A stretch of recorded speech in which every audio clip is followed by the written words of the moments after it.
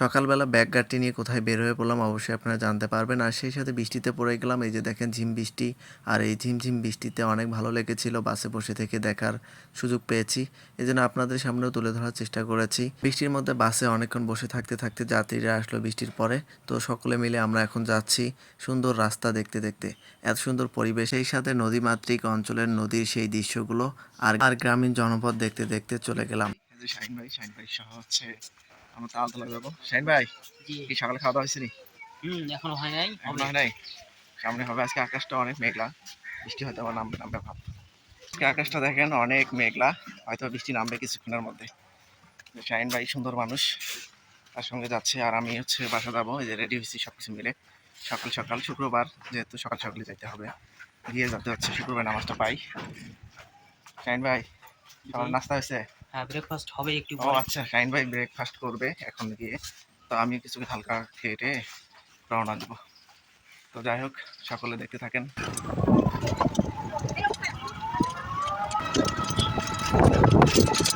পুরা মেঘলা আকাশ, আর বৃষ্টি পড়তেছে অলরেডি। চারপাশে দেখেন মানুষের হইচই। আমার হাতে অলরেডি এক ফোঁটা পড়ছে। ঠিক আছে, যাই। পুরা ব্যস্ত শহর। আর রিক্সায় বাড়ি করতেছে। যাই হোক, হাতেই তো যাইতে হবে, করার নাই। অলরেডি বৃষ্টি ফোঁটা পড়ে দেওয়া শুরু করছে, দেখেন টিপ টিপ করে বৃষ্টি ফোঁটা পড়তেছে। আর আমাদের বাস কখন যাবে অপেক্ষা করতেছি, যায় কি কখন যায়। আর এদিকে বৃষ্টি টিপ টিপ, এই বৃষ্টির কারণে আমি হচ্ছে বাস দিয়ে যাচ্ছি, না হলে আমি অটো দিয়ে যেতাম। এখন পানি পড়তেছে, লেগে দিতে হবে, বৃষ্টি ফোঁটা পড়তেছে। মেঘলা আকাশ।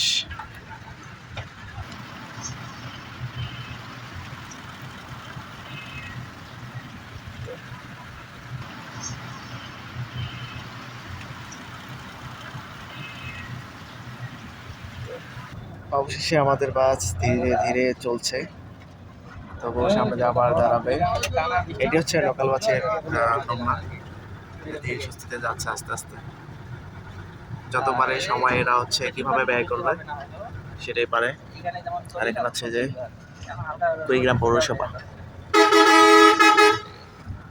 অপেক্ষা করি, দেখি কতক্ষণ পরে যায় এরা। এটা স্বাভাবিক নিত্যদিনের পরিস্থিতি, লোকাল বাসগুলো এরকম।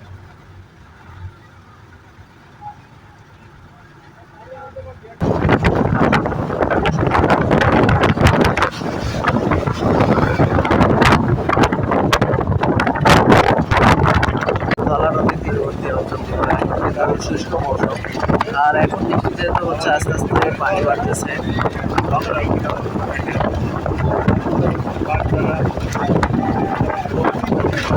ভালো মৌসুম। নদী এখন যতদিন যাবে তত হচ্ছে নদীর পানি বৃদ্ধি পাবে। আর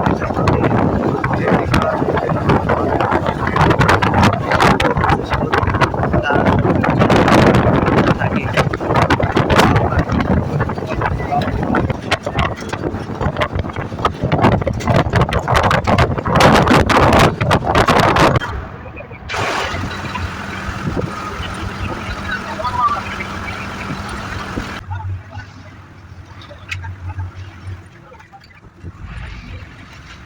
বাসের জার্নি অনেকেই সহ্য করতে পারে, আবার অনেকেই সহ্য করতে পারে না। অনেকেই কিন্তু বাসে উঠে অনেক বমি করে।